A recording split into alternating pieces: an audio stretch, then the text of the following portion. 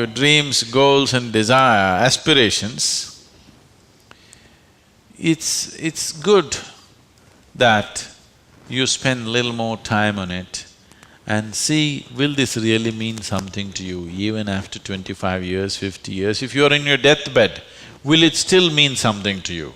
You must look at it.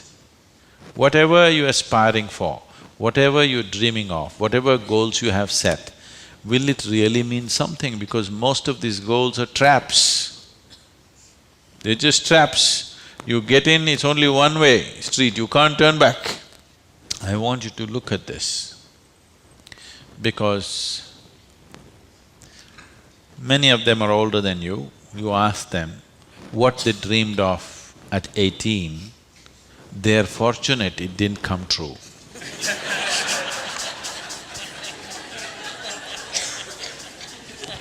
Yes or no? If everything that you desired and dreamed came true in your life, could you live with it?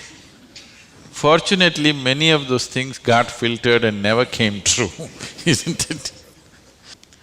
So, it will be very good if anybody of your age, if they want to decide and fix the goals of their life, it'll be very good if they take a break from all influence that's around them. Social influences, family influences, other influences, withdraw somewhere, that's why an ashram. Withdraw somewhere, sit down, meditate, bring yourself to a certain level of clarity and joy. When you're very happy and clear, you must decide. Not in desperation you set goals. Desperate goals that you set will mean a lot to you at that moment.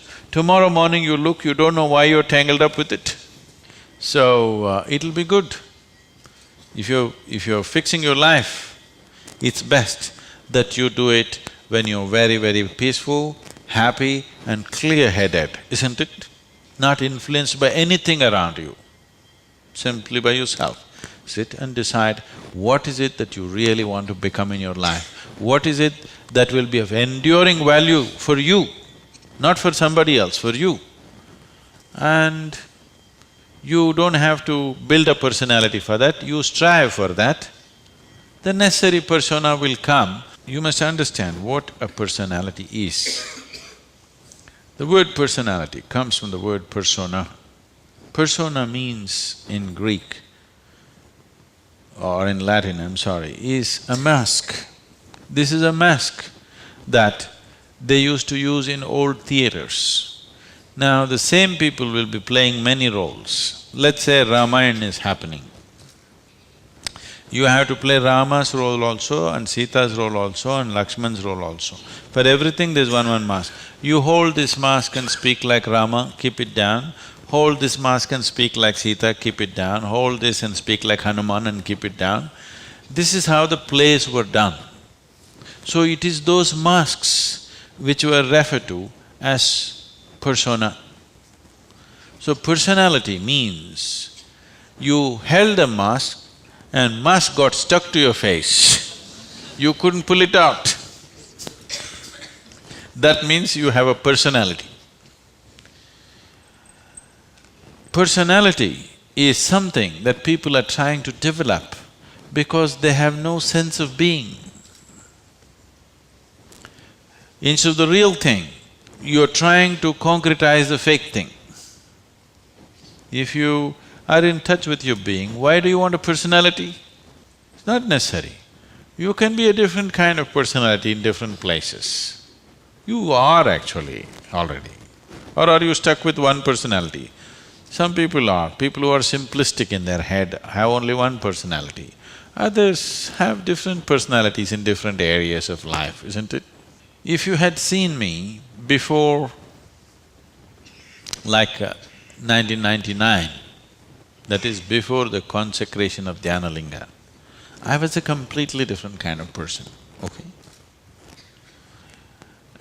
To such an extent, everything about me was so different. Well before that things happened that was beyond me, but this was conscious. At that time I was single-minded towards a certain purpose, I was in a certain way. So after… I never thought I will live beyond that. but somehow things happened. Then I thought, okay, now that the work is over, let me change my personality completely. To fulfill that, I had acquired a certain kind of personality. And now that it's over, I thought, let me change it. And I told people around me, see, I'm going to change my personality. Don't be shocked, I'm still the same guy. They said, no problem, this. I said, just hang on, because things will change. Everything about me will change, the way I operate will change, the way I speak will change, the way I dress will change, the way I do, everything will change. They said, no problem, we know you, we love you with this. I said, that's okay, hang on tight, because when things change, people fall off. Lot of people fell off because they couldn't believe. Where is that person that they knew? That person just evaporated, you know This is a new person, they can't identify with this new person. I told them and changed. In spite of that, they fell off. So many of them. So many of them who were very dear to me and very close to me, they fell away because I changed so dramatically. And I told them I'm going to change because one phase of work is over, now it's time to change my personality. The way I look, the way I dress, the way I speak, the very way I am, everything about me. I even changed what food I like. I changed my personality, so I thought I'll change my food also.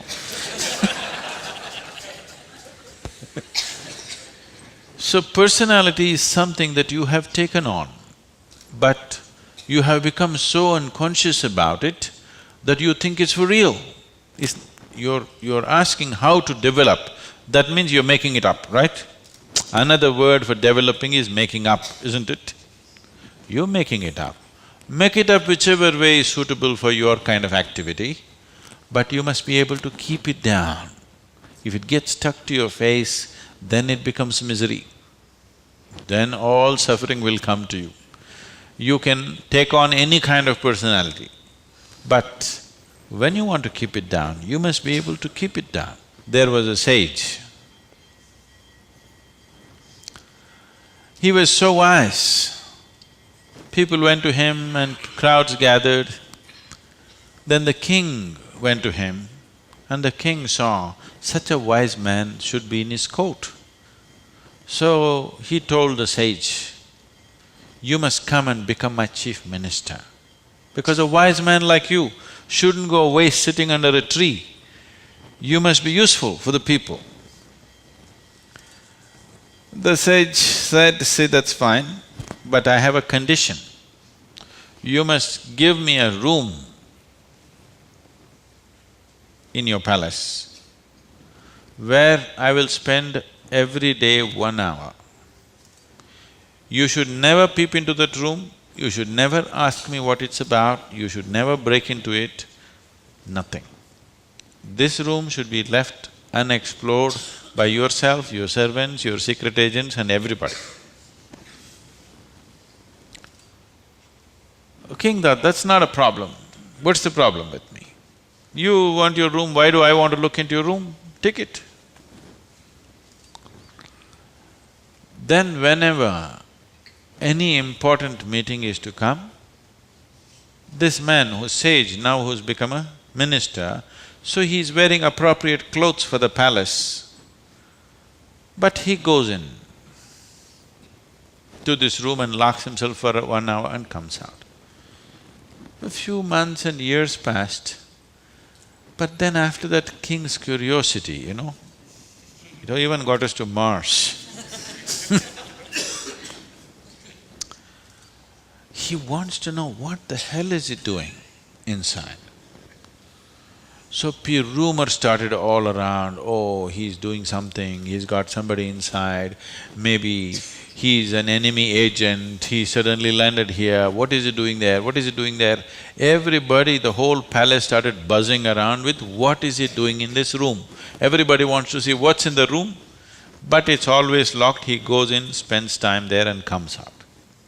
Especially when something important is to be done, he goes in. All kinds of rumors happened. So, One day, king couldn't hold it. King asked this man, "I want to see what's in that room." He said, "Well, there's a promise you've given me. If you break the promise, I will leave." So he contained it. He doesn't want to lose the man. He's too wise. And then his other courtiers started talking, "How can you allow this? We don't know what's happening inside. It could be dangerous, it could be this, it could be that."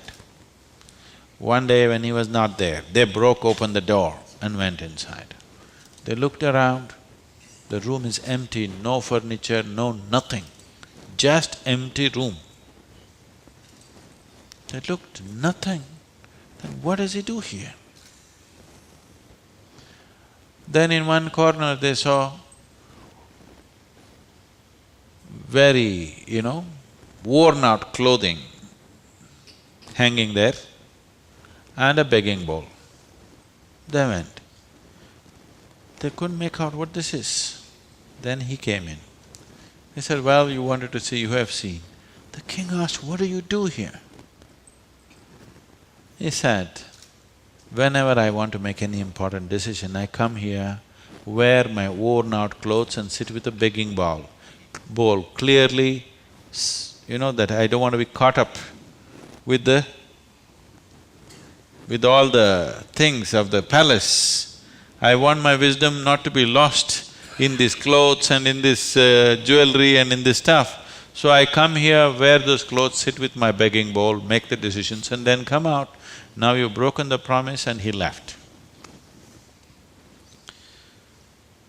So, this is what meditation is for you. Every day when you sit, you strip yourself down.